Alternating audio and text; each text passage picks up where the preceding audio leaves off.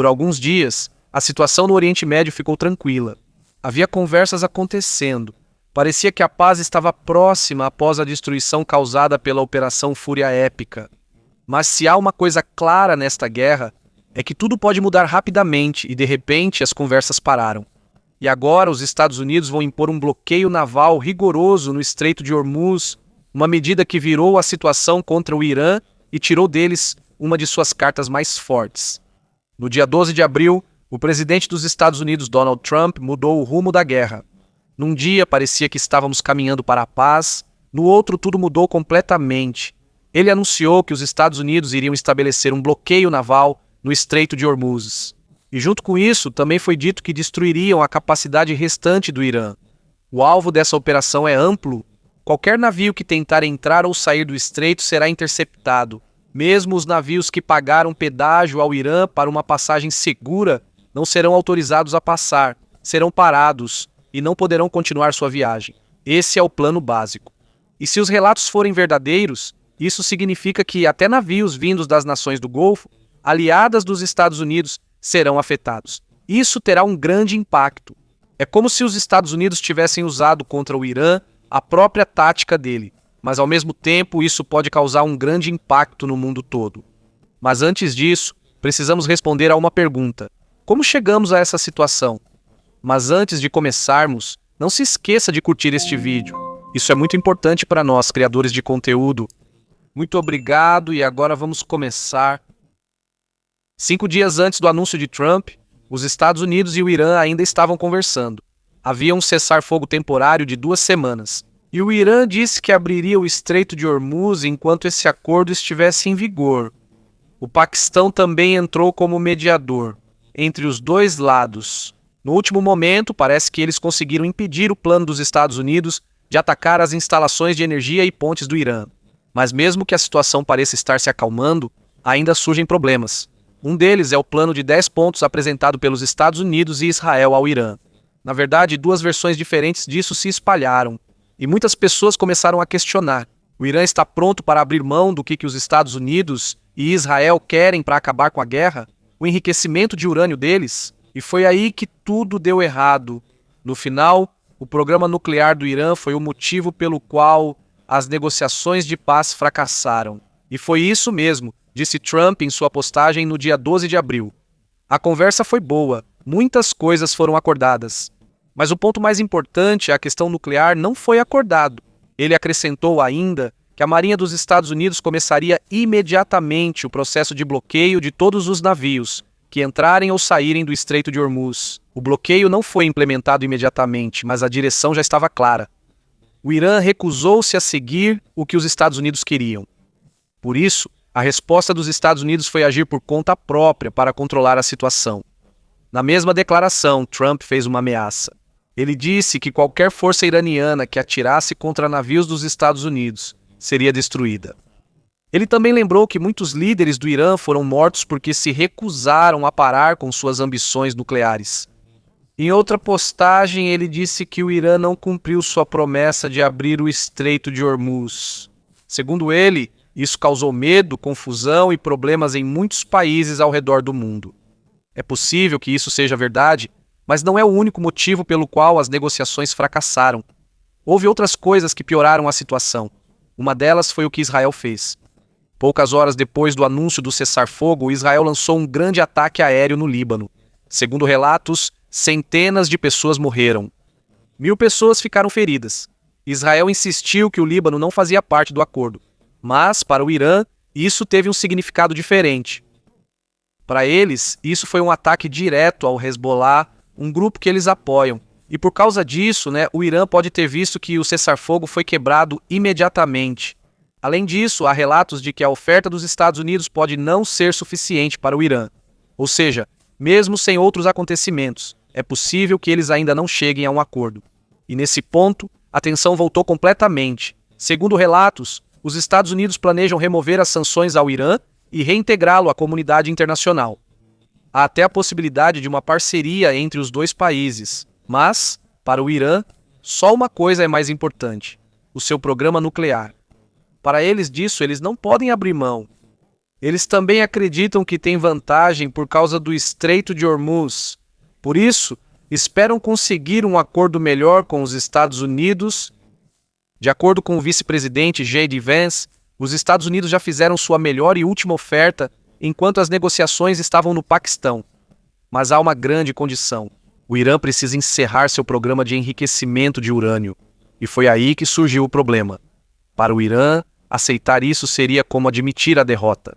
Uma vergonha que eles não conseguem aceitar. No final, o orgulho foi a raiz de tudo. O Irã não quer parecer que se rendeu. E os Estados Unidos não querem recuar enquanto o programa nuclear não for encerrado. Por isso estamos aqui agora. Os Estados Unidos sabem que o Estreito de Hormuz é a carta mais forte do Irã. Então eles inverteram o jogo. Em vez do Irã controlar, agora são os Estados Unidos que vão impor o bloqueio. Segundo Trump, em uma entrevista, ele acredita que o Irã vai voltar à mesa de negociações e que vai ceder a todas as exigências dos Estados Unidos. Não é 90%, não é 95%, mas tudo. Agora começa um jogo perigoso no mar. Um jogo de intimidação naval onde nenhum dos dois lados quer recuar. Os Estados Unidos vão enviar navios de guerra para impor o bloqueio, uma tática que antes era usada pelo próprio Irã com lanchas rápidas e drones. Esta é a grande mudança. Os Estados Unidos estão assumindo o controle, mas ainda há uma grande pergunta. Como exatamente esse bloqueio vai funcionar? Por enquanto, os preparativos já começaram. Os Estados Unidos já enviam navios ao Estreito de Hormuz. Ainda não participam diretamente do bloqueio, mas é evidente que é para lá que eles estão indo. No momento, eles realizam uma operação de remoção de minas. Eles estão tentando remover as minas do mar para tornar a passagem segura. 2 destroyers estão atualmente na área. O USS Frank E. Peterson e o USS Michael Murphy. Ambos são da classe Arleigh Burke e possuem um sistema de radar avançado. Eles conseguem detectar e neutralizar drones e mísseis. É possível que o USS Santa Bárbara também participe, e o USS Canberra. Eles carregam helicópteros capazes de detectar minas próximas à superfície da água. Sob o comando do CENTCOM, a operação está sendo montada aos poucos, e enquanto isso acontece, a situação fica cada vez mais tensa. Segundo um relatório de 12 de abril, o The Jerusalem Post informou que os helicópteros MH-60 dos Estados Unidos estavam equipados com equipamentos especiais. Este é o sistema de neutralização de minas aerotransportado, a NASC-235, são armas incomuns. Elas são lançadas no mar como torpedos. Depois, eles se movem diretamente em direção às minas. São como drones descartáveis cuja função é destruir as minas. O estilo é parecido com o dos kamikazes. Eles colidem diretamente com o alvo até destruí-lo. Mas a situação não é tão simples assim. Os Estados Unidos enfrentam 2 grandes problemas. Primeiro, o Irã pode ter colocado uma quantidade enorme de minas, segundo estimativas. Nasa 2,000 hanggang 6,000. E a maioria delas pode ser colocada usando pequenos barcos. Isso significa que pode ser feito de forma rápida e secreta. É possível que já haja centenas espalhadas pelo mar, mas ninguém tem certeza de onde exatamente elas estão. E é aí que entra o segundo problema. Os Estados Unidos dizem que nem mesmo o Irã sabe mais onde colocou as minas. Se isso for verdade, a situação fica ainda mais perigosa. Nem quem as colocou sabe mais a localização, dificultando ainda mais a limpeza pelos Estados Unidos. Por isso, estão realizando operações de busca e destruição. Eles procuram e destroem as minas uma a uma. O objetivo é claro: criar uma rota segura até os principais portos do Irã. Esse é o primeiro passo antes de implementar totalmente o bloqueio. Neste ponto, a operação já está começando. Segundo Trump, o bloqueio começará em 13 de abril, e essa é a grande questão agora. Como os Estados Unidos vão implementar isso, porque é aqui que será decidido o tamanho do impacto no mundo inteiro. Com base no plano, todos os navios que pagaram o chamado pedágio ilegal do Irã serão interceptados. Eles não serão autorizados a continuar. A interceptação será feita por navios de guerra posicionados perto da saída do estreito. Eles vão ficar de guarda lá. É lá que eles vão esperar pelos navios. E é lá que a verdadeira tensão no mar vai começar. Provavelmente, os Estados Unidos também vão enviar aeronaves para vigiar o estreito. Isso inclui helicópteros Apache e A-10 Warthog. Eles vão patrulhar o céu para monitorar os navios que passam, principalmente aqueles navios comerciais que possivelmente estão indo para o Irã. O AIS, ou Sistema de Identificação Automática, também é de grande ajuda. Este é o sistema que mostra a localização do navio usando sinal. Se ele estiver ligado, fica mais fácil para os Estados Unidos identificá-los. Mas se os navios desligarem isso, o monitoramento ficará mais difícil. Agora está claro, a saída do estreito. Mas e quanto ao interior dele? Segundo a BBC, há fundamento para o bloqueio que os Estados Unidos vão fazer. Isso vem do Manual de Direito das Operações Navais de 2022. De acordo com isso, o bloqueio naval é uma operação militar. Seu objetivo é impedir que qualquer navio ou aeronave entre ou saia da área-alvo, mesmo que o país seja aliado ou neutro. Isso significa que o plano dos Estados Unidos é sério e de grande alcance. Eles têm como alvo os portos do Irã dentro do estreito, inclusive as áreas costeiras onde pequenas embarcações podem ser lançadas. Um dos alvos mais importantes é Bandar Abbas. Este é um dos maiores portos do Irã na região. É possível que os Estados Unidos também foquem na ilha de Hormuz e na ilha de Larak. Segundo a Al Jazeera, essas duas ilhas funcionam como guardiãs da passagem. Se essas ilhas forem controladas, fica mais fácil controlar o estreito. Mas, em vez de uma operação terrestre, é mais provável que usem ataques aéreos. É mais rápido e representa menos risco para as tropas. Outro alvo é Azaluia. Essa é a porta de entrada do campo de gás South Pars do Irã. Isso representa uma grande parte do suprimento de energia deles. E, acima de tudo, a ilha de Karg. Quase 90% das exportações de petróleo do Irã passam por aqui. Se isso for bloqueado, a renda do país praticamente para. Mas há um desafio aqui. Esses lugares ainda estão dentro do estreito. Isso mostra que os Estados Unidos devem assumir o controle primeiro. Pontos de entrada próximos antes que eles entrem. E quanto aos outros países? E os navios da Arábia Saudita, dos Emirados Árabes Unidos e outros lugares? De acordo com o New York Times, há uma decisão clara do CENTCOM. Eles não vão interceptar navios que não estejam indo para o Irã. Isso significa que o estreito ainda está aberto para o comércio global, mas está fechado para o Irã. Aqui, a estratégia fica ainda mais clara. Eles não estão fechando o estreito para o resto do mundo. Eles estão barrando apenas um alvo. Isso deveria ser um grande alívio para os países da região do Golfo. Mas isso não significa que eles estão seguros. De acordo com James Kraska, ainda há risco. Ele é especialista em direito marítimo internacional. Ele disse que mesmo que um navio não seja o alvo, ainda pode ser interceptado, por causa das leis de guerra no mar. Quando há conflito, ambos os lados têm o direito de inspecionar qualquer navio, principalmente se estiver passando por águas disputadas. E isso inclui o Estreito de Hormuz. Isso significa que mesmo que o navio não esteja indo para o Irã, ele ainda pode ser parado. Ele pode ser inspecionado e pode ser atrasado. E não é só os Estados Unidos que podem fazer isso. O Irã também pode revidar. Eles também podem impor seu próprio bloqueio para impedir que os navios passem. Então, mesmo que digam que o estreito está aberto, ainda não é seguro. Do ponto de vista legal, tanto os Estados Unidos quanto o Irã têm fundamento para o que estão fazendo. Ambos são considerados beligerantes. Isso significa que ambos têm direito a esse tipo de ação sob o direito internacional. Os navios de outros países são chamados de neutros, e por causa disso eles são os mais afetados, porque podem ser interceptados por qualquer um dos lados. Então, mesmo que isso seja legal, não significa que seja fácil. E é aí que entra o verdadeiro problema. Não se trata apenas de leis. Isso já é guerra. E há uma coisa muito importante que não pode ser ignorada. O próprio Irã. Todos os planos dos Estados Unidos estão errados. Eles se baseiam na suposição de que a operação será tranquila. Os navios de guerra vão entrar para fazer a vigilância. E vão tentar impedir o Irã. Simples no papel, mas na realidade não é assim. Porque os navios dos Estados Unidos vão virar alvo. E não serão apenas alvos, serão alvos fáceis. Porque eles precisam ficar perto da costa do Irã. E é lá que o Irã é mais forte. No dia 11 de abril, algo já aconteceu. Antes mesmo do bloqueio ser anunciado, quando os navios dos Estados Unidos entraram no estreito. O Irã reagiu rapidamente. A Guarda Revolucionária Islâmica, ou IRGC, imediatamente fez uma ameaça. Disseram que haveria uma resposta forte e direta a qualquer tentativa de bloquear o estreito. E não foi só isso. Segundo a mídia iraniana, eles enviaram um drone.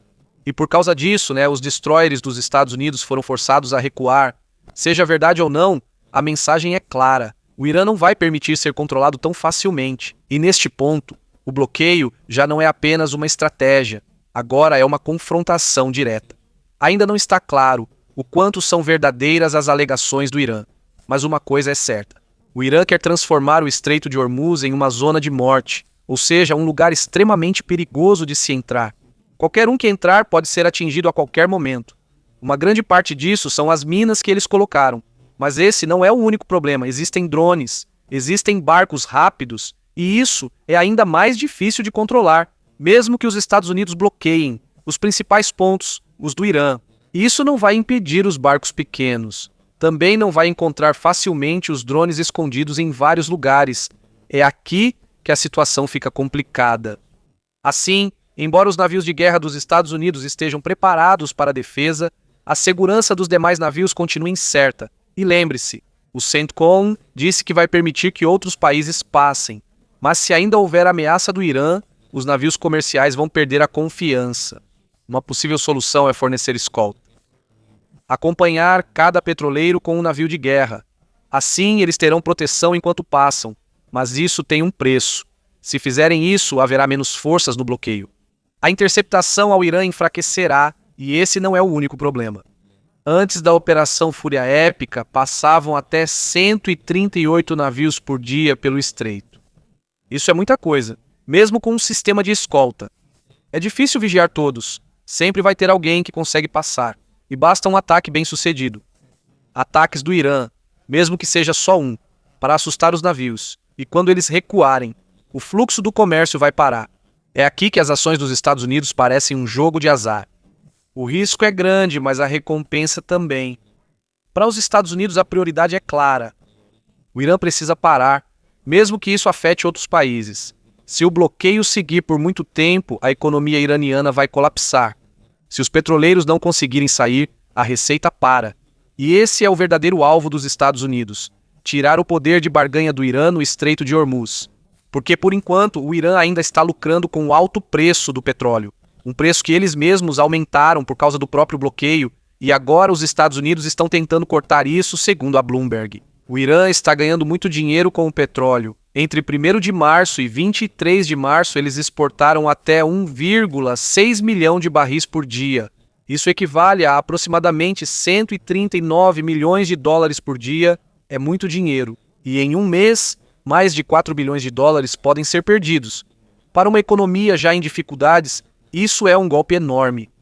Ainda mais depois dos danos causados pela Operação Epic Fury. Por isso, o alvo dos Estados Unidos está claro. Não é só pressão militar, mas também pressão econômica.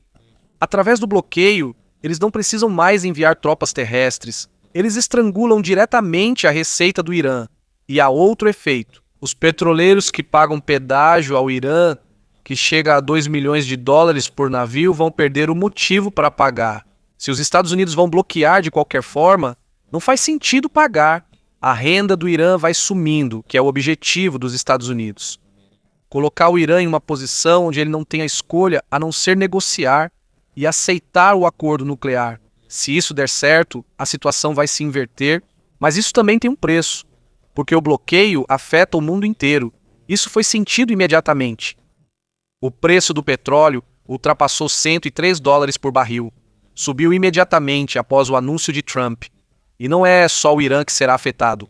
Até mesmo grandes países como China e Índia. Eles são os principais compradores de petróleo desta região. Quando o suprimento é afetado, eles sentem o impacto imediatamente. E não é só a economia que está em jogo. Também há a possibilidade de uma tensão maior. Isso pode levar a disputas legais ou até conflitos mais graves, porque o Irã não cede facilmente à pressão. Não é só o dinheiro que determina as decisões deles. Também é ideologia, e isso é o que complica a situação. Tem mais uma pergunta. Quem vai ajudar os Estados Unidos, segundo Trump, a aliados? Mas ainda não está claro quem são. E alguns já desistiram. O Reino Unido disse que não vai participar. Isso significa que o apoio não é tão forte assim. Muitas coisas ainda não estão certas. Mas uma coisa é clara. Em breve veremos como isso vai acontecer na vida real. Neste ponto, há um fator inesperado que pode afetar a luta. Não como uma força direta, mas como fonte de novas táticas, a Ucrânia. Eles não vão enviar navios. Eles não têm essa capacidade. Mas eles têm outras maneiras de influenciar a luta. A Ucrânia praticamente não tem marinha. e os poucos navios que eles têm estão ocupados lutando contra a Rússia. Por isso, eles não podem ajudar no mar. Mas eles têm algo muito poderoso, expertise em drones, e é aí que eles se tornam importantes. Em alguns anos de guerra, a Ucrânia se tornou especialista no uso de drones, não apenas em voar, mas em táticas avançadas. Eles usam isso para vigilância, ataque e até para coordenar toda a operação. Na verdade, nas batalhas modernas, quase a maioria dos alvos é atingida por drones. E não é só um de cada vez. Eles já conseguem usar enxames de drones. Muitos drones atacam o alvo ao mesmo tempo. Eles também têm a capacidade de usar drones kamikaze. São drones que colidem diretamente com o alvo para destruí-lo. Baratos, mas eficazes. E acima de tudo, são rápidos de implantar. Em algumas operações, eles até usaram drones para atacar alvos distantes, mesmo sem a presença direta de pessoas. E de acordo com os relatos, eles também já estão usando robôs terrestres. Isso significa que não é só no ar. Até em terra, a luta já é automatizada. Agora, por que isso é importante para os Estados Unidos? Porque o problema no Estreito de Hormuz é o mesmo. Alvos pequenos, rápidos e difíceis de detectar. Lanchas rápidas, drones, minas. Exatamente o tipo de ameaça que a Ucrânia já enfrenta há muito tempo. Por isso, a experiência deles pode ser útil. Por exemplo, como detectar um drone pequeno? Como destruí-lo rapidamente? Como usar drones de baixo custo para combater o inimigo? E como montar uma defesa em camadas? Mas também há limitações. Segundo especialistas, nem todas as táticas da Ucrânia podem ser copiadas no Oriente Médio. O terreno é diferente, a área é menor. Mas os alvos no mar estão mais próximos. O combate é mais rápido. Por isso ainda é preciso ajustar a estratégia. Em outras palavras, a Ucrânia não vai enviar navios. Mas eles podem fornecer conhecimento, tecnologia e táticas. E na guerra moderna, às vezes isso é mais importante. E aqui a pergunta fica ainda mais profunda. Quando a luta não é só sobre força, mas também sobre estratégia, quem realmente tem o controle? Porque neste ponto não são apenas navios e mísseis que contam. Também importa a rapidez de adaptação, a capacidade de aprender com outras batalhas e até o uso de ferramentas mais simples para combater sistemas mais poderosos. Agora vamos imaginar um cenário. E se o Irã não atacar diretamente? E se eles decidirem prolongar a luta de forma calculada? Não para vencer de imediato, mas para cansar o inimigo. Nesse tipo de situação, cada dia que o bloqueio continua, há um custo correspondente. Não é só com combustível, não é só com operações, mas também com atenção, foco e recursos. E quanto mais tempo passa, mais difícil fica manter esse tipo de pressão.